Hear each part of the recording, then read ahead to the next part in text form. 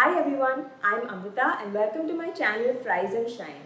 Here you will find evidence-based, no-nonsense, nutrition-related information.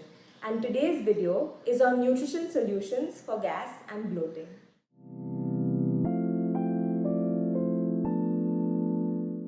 We just celebrated Diwali and this may have meant lots of food, lots of sweets, maybe some travel.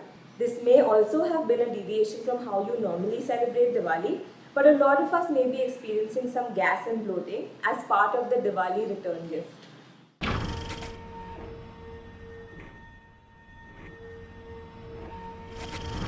So in this video, I'm going to discuss what bloating is, why it happens, and some tips on how you can either prevent it or relieve it completely. What is bloating? Bloating is basically a feeling of increased pressure in the abdominal area, which is sometimes accompanied by a belly bump.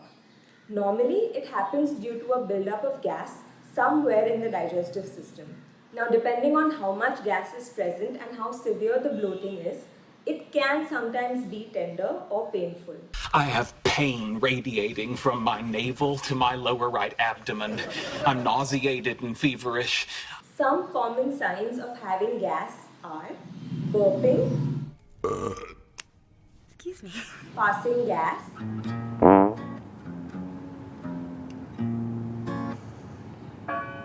pain, cramps, or a knotted feeling in your stomach, a feeling of fullness or pressure in your abdomen, and observable increase in the size of your abdomen. Now, some gas is absolutely normal. It's formed by the fermentation of food by bacteria in your large intestine. In fact, some amount of gas can even be indicative of a healthy gut.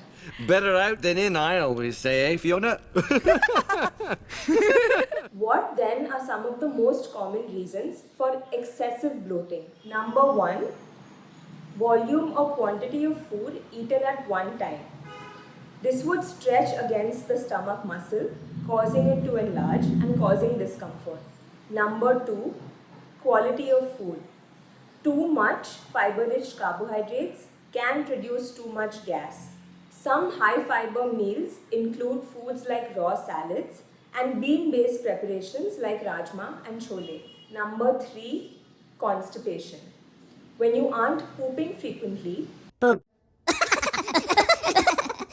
food stays in your large intestine for a longer amount of time, which means that the bacteria has more exposure to it, more time to ferment it, and in this way, it can produce more gas. Number four, eating excessively salty food. In order to balance and counteract the excessive sodium from the salt, your body can retain more water, and this can make you feel bloated and water retained. Number five, hormones.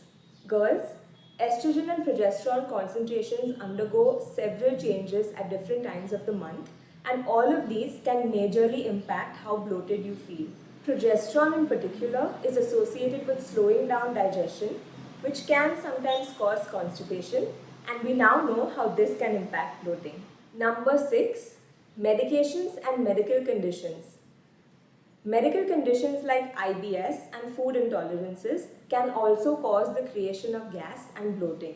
Certain medications like antibiotics directly impact the gut and can wipe out a fair chunk of the gut bacteria.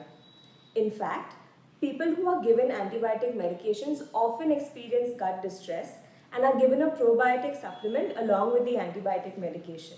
Now that you know the different reasons bloating can occur, hopefully you'll be able to identify what's causing your bloating.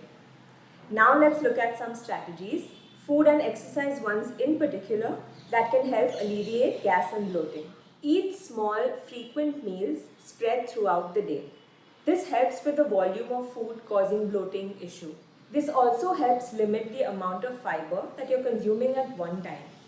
Less fiber equals less fermentation equals possibly less uncomfortable gas. Chew your food properly. Remember, digestion begins in the mouth.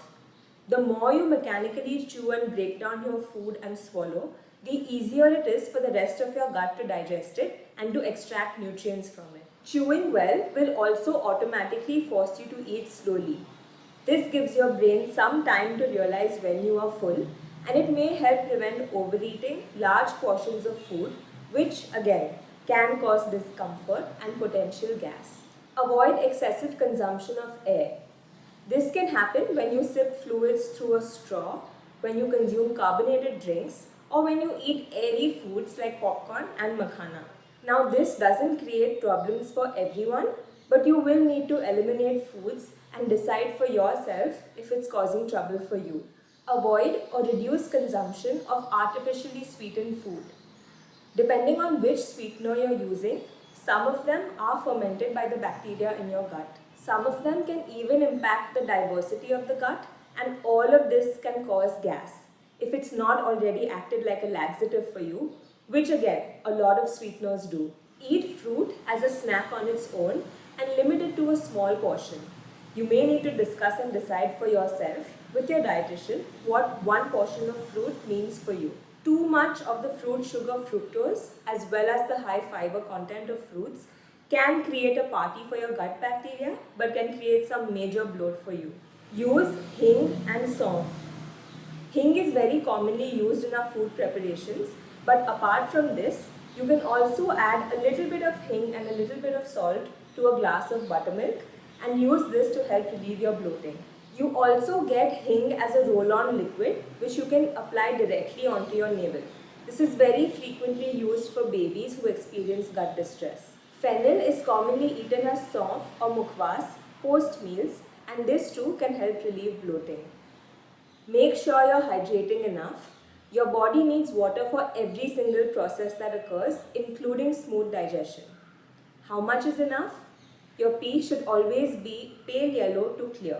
That's when you know you've been having enough fluids throughout the day. Lastly, you can keep a food diary to keep track of your triggers. Notice what foods create more feelings of gassiness and bloating. Particularly watch out for pulses and fruits, as different ones have different kinds of fiber, all of which can impact gassiness and bloating differently. That's all for today. I hope you enjoyed my video and found it helpful. If you did, please like, share and subscribe to my channel and share this video with other people who may also find it helpful. If you have any questions or concerns, you can leave them in the comments below, reach out to me over email or over Instagram. I hope to hear from you very soon. Until then, take care and keep shining.